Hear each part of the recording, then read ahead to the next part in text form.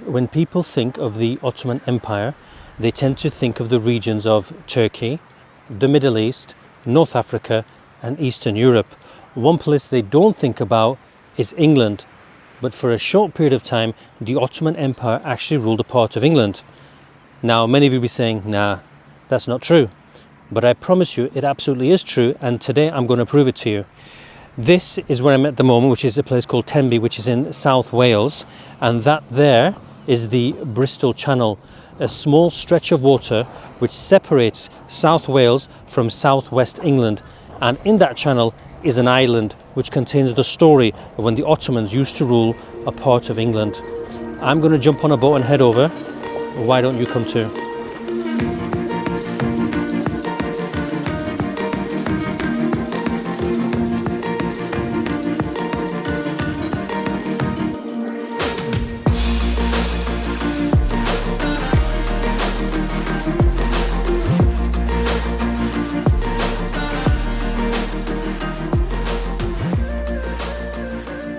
This is Lundy Island. Most British people haven't heard of it, but in the 1600s it was occupied and controlled by a group of Muslims who were known as the Barbary Pirates, also known as the Barbary Corsairs. The only question is, who exactly were they and what were they doing here on the island of Lundy?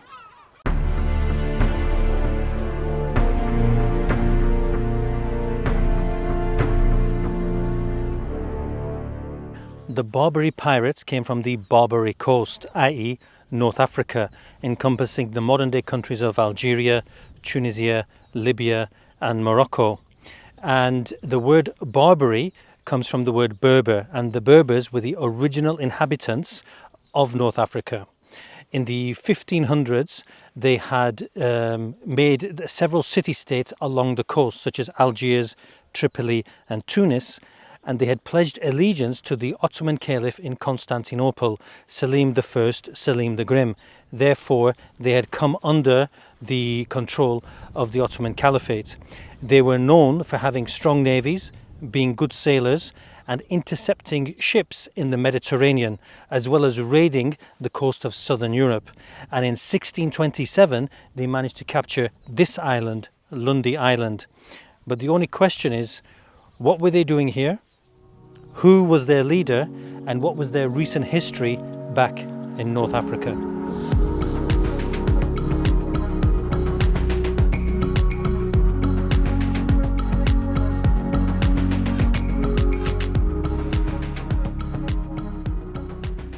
This particular group of Barbary pirates came from a place called Salé, which is in northwest Morocco.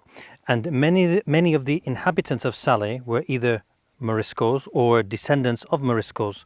The Moriscos were Muslims who lived in Spain and Portugal up until the 1500s and the early 1600s, but then they were expelled by the Catholic monarchs and many of them made their way to North Africa. If you want to know more about Al-Andalus, its rise, its fall and Islamic Spain and the Moriscos, you can hit a link in the description below or hit an end screen at the end of this video. But for now, let's get back to the Barbary Pirates on Lundy Island.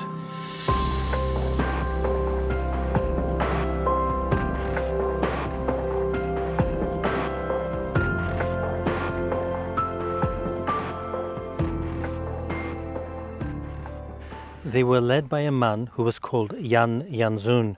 He was originally a Dutch pirate, but he had turned Turk, which is a term in the 1500s and 1600s, which meant that he'd actually converted to Islam.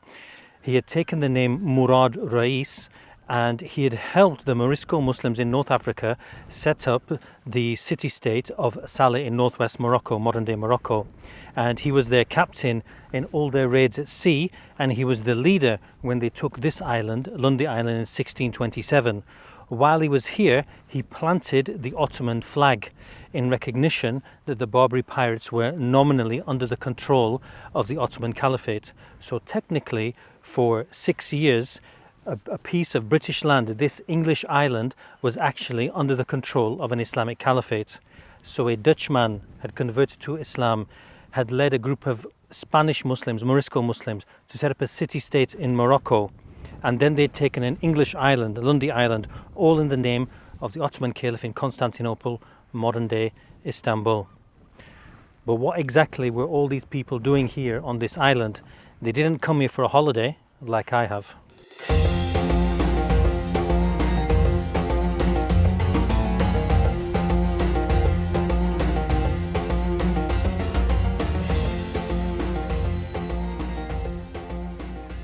They were actually using Lundy Island as a base of their trade operations, but they were not trading in spices and gold. They were trading in slaves. They would go to the British mainland, places like Cornwall and Devon, and raid the coastal areas and bring back people to Lundy, keep them here for a while, and then take them back to North Africa, where they would be sold in slave markets. And it wasn't just England that they would raid. They would even go as far north as Iceland, led by Jan Jansun and his Morisco men, and bring slaves back here to Lundy Island before they were transported to North Africa. Around this time, England was involved in the transatlantic slave trade. So that's taking slaves from Africa across the Atlantic Ocean all the way to America. What was happening here in Lundy Island was the reverse. People from Africa had come here and they were taking Europeans from Europe and transporting them to Africa to be slaves. As they say, what goes around comes around, or in Arabic, kama tadinu tudan, what you do to others will be done to you. But this pirate activity so close to the British mainland could not be tolerated by the authorities. So in 1633, they sent over ships and they bombarded the island with cannons. And the Muslims on the island either died, were captured, or fled back to North Africa. And that brought an end to the 6-year rule of Islam on Lundy Island.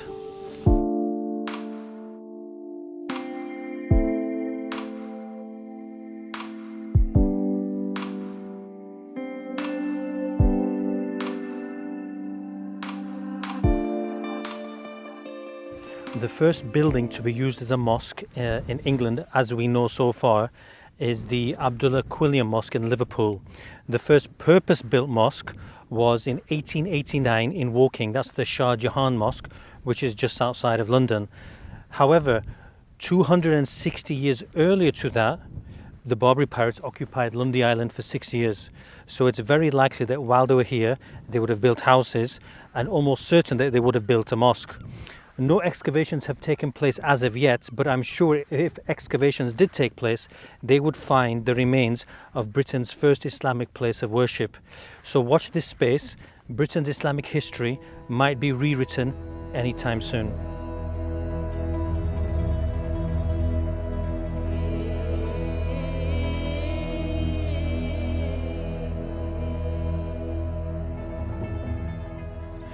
Like the Barbary Pirates, I'm going to head to the British mainland now, but I'm not going to pick up any slaves. However, if you do want to know more about the Morisco Muslims who inhabited this island or about the Ottoman Empire, then just have a look at my channel and you'll see a series there about both of them. But until then, I'll catch you in my next Islamic history adventure. Until then, salam.